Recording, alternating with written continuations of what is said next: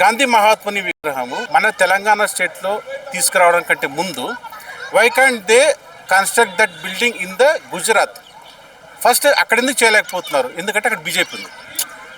అంటే గాంధీ మహాత్ముడు అనేవాడు కాంగ్రెస్కే అనేది ఇక్కడ పరిమితం చేసి మన స్టేట్లో తీసుకొచ్చి ఇక్కడ పెడదాం అనుకుంటున్నారు. ఓకే అండి, ఇంకొక పాయింట్ చెప్తాను. 4,000-5,000 కోట్లు పెట్టి విగ్రహం కడుతున్నా అన్నారు కదా. ఇప్పుడు ఆదిశంకరాచార్యుల విగ్రహం మన ఊరు పెట్టారు కదా, మన ఆదిశంకరాచార్యులతో విగ్రహం పెట్టి స్టాచ్యూ చేశారు కదా. దాని పేరు కరెక్ట్గా నేను చెప్పలేకపోతాను. అదేం ఇళ్ళ మధ్యలో కట్టలేదు. ఆయన ఏం చేశాడు, గవర్నమెంట్తో పర్మిషన్ తీసుకుని ఆయన ఆధ్యాత్మిక దూరంలో పెట్టారండి. ఆ విగ్రహం వచ్చేసి ఆయన ఊరు పెట్టుకున్నారు. ఇలాగే గాంధీ మహాత్ముంది కూడా మన వల్లభాయ్ పటేల్ గారిది విగ్రహం సముద్ర ఒడ్డున గుజరాత్లో పెట్టినట్టుగా ఇక్కడ మనకి సముద్రం లేదనుకోండి, ఫర్ ఎగ్జాంపుల్ ఊరిపేట చాలా స్థలాలు ఉంటాయి, అక్కడ పెట్టచ్చు. అక్కడ పెట్టి దాన్ని ఒక టూరిస్ట్ స్పాట్గా కూడా చేయొచ్చు.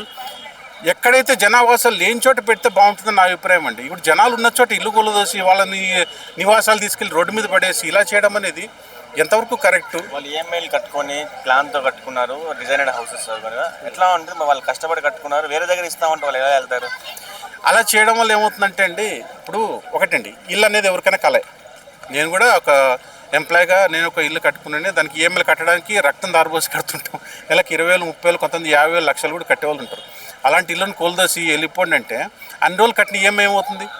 వాడు మళ్ళీ బ్యాంక్ చుట్టూ తిరుగుతూ దాన్ని ఎంత టఫ్ ఉంటుంది సిచ్యువేషన్, చాలా చాలా కష్టతరం అండి.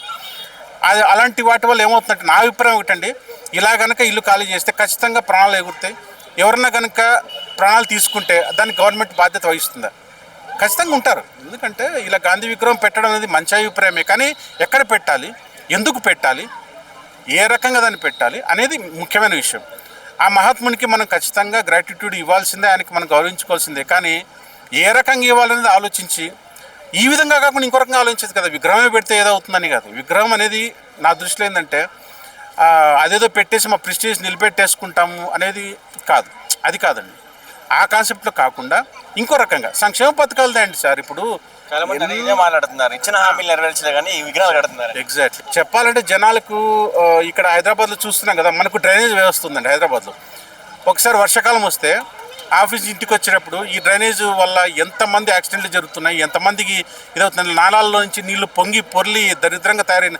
దీన్ని బాగుపరచండి సార్. 4,000 కోట్లు ఖర్చు పెట్టి, 4,000 కోట్లు దాంట్లో 10 ఖర్చు పెట్టి డ్రైనేజ్ వ్యవస్థను బాగు చేయండి. దానికి మంచిగా చెప్పాలంటే గాంధీకి సంబంధించిన పేరు పెట్టే మేము ఇలా చేస్తున్నాము, ఒక పథకం పేరు ఆయన పేరు పెట్టి చేయండి. జనాలు తలుచుకుంటారు కదా. ఆ వ్యవస్థని క్లియర్ చేయండి. రెండో పాయింట్, ఇప్పుడు నేను చెప్పాలంటే మనకు ఈ మెట్రో ట్రైన్ వ్యవస్థ తీసుకొచ్చారు, బాగానే ఉంది.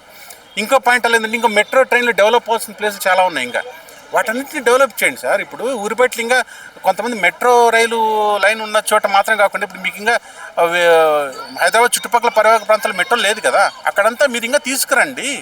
అలా చేస్తే బాగుంటుంది. కానీ అలా కాకుండా విగ్రహమే పెట్టేస్తే ఒకటి సార్, విగ్రహం అనేది నా దృష్టిలో ఏంటంటే అది ఎంతవరకు విగ్రహం దగ్గర పోయి మనం దండం పెట్టుకొని వచ్చినంత మాత్రం అది కాదు, అది కూడి పెట్టదు కూము పెట్టదు నా ఉద్దేశం అండి. విగ్రహాల వల్ల మనకి ఏదో కడుపు నిండుతుంది అనుకుంటే అది కాదు. మంచి చేయండి. నిజం చెప్పాలంటే పేదవాళ్ళకి ఎంతోమందికి పని కల్పించండి. అంటే ఒక ఆర్గనైజేషన్ పెట్టు, ఒక సంస్థ ఏర్పాటు చేసో, అది ఏదన్నా కావచ్చు. నిజం చెప్పండి, మన దగ్గర పరిశ్రమలు లేవు కదా, అన్ని పరిశ్రమలు దాటి వెళ్ళిపోతున్నాయి వేరే స్టేట్స్. ఏమన్నంటే ఈ గాంధీ విగ్రహాన్ని పెట్టే ప్లాన్ రేవంత్ రెడ్డిది కాదు, దీని వెనక వేరే వాళ్ళు ఉన్నారని చెప్పేసి మాట్లాడుతున్నారు. సార్ మంచి క్వశ్చనే. ఇక్కడ ఏమైందంటే స్టేట్ తెచ్చేటప్పుడు ముఖ్య పాత్ర వహించింది కాంగ్రెసే కదా. చిదంబరం అనే అతను ముందుకు వచ్చి ఆయన ప్రకటించాడు. అది కాంగ్రెస్ వారి యొక్క సౌలభ్యం ద్వారా తెలంగాణ వచ్చింది సార్. దాని ద్వారా కేసీఆర్ గారు కూడా నిజం చెప్పాలంటే తీసుకొచ్చారు. దానికి కేసీఆర్ గారు కూడా నిజం చెప్పాలంటే దానికి ముఖ్యమంత్రిగా తను వచ్చి తన బాధ్యత తను ఎంత నిర్వర్తించారు గౌరవంగానే. అక్కడ ఏమైందంటే అండి, అప్పుడు ఆయన ఒక మాట తప్పారనే ఉద్దేశం కొంతమందిలో ఉంది. అది నాది కాదు.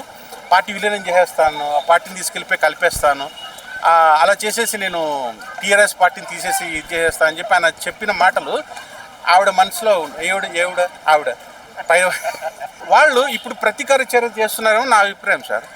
ఏంటి ఇప్పుడు మన హైడ్రా ఇవన్నీ కూడా వచ్చాయి కదా, ఇవన్నీ ఇల్లు కొలదేయడం అనేది కూడా నెక్స్ట్ ఏంటంటే ప్రజల మీద ఒక ప్రతీకార చర్యేమో. అంటే మీరు మమ్మల్ని గెలిపించలేదు కదా, చూడండి మా టేస్ట్ ఎలా ఉంటుంది చూడండి. ఇట్స్ కైండ్ ఆఫ్ వార్నింగ్ అనిపిస్తుంది. మరి ఇలా ఇవన్నీ చేస్తున్నారు కదా, మరి దీనివల్ల నెక్స్ట్ వచ్చే అవకాశం రాకపోవచ్చు. కానీ ఒక సాటిస్ఫాక్షన్ ఉంటుంది కదా, మీరు మాకు ఇలా చేశారు కదా, మీకు ఇలా చేశారు, మీరు మాకు 10 ఏళ్ళు బాధ పెట్టారు కాబట్టి మిమ్మల్ని జీవితాంతం బాధ పెడతాం. ఇల్లు గొలదోసి అయిపోయింది కదా, జీవితాంతం ఏడుస్తారు జనాలు, సరిపోదా ఏమండి?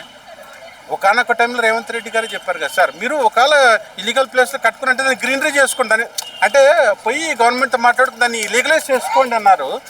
అలా అన్న మనిషి మరి బుల్డోజర్లు తెచ్చేసి కోట్లు ఖర్చు పెట్టి కట్టుకుని ఇల్లు అన్ని కూల్దేయడం అనేది ఒక ఇంత. అందుకని నేను ఇక్కడ ఇల్లు కొనలేదు సార్.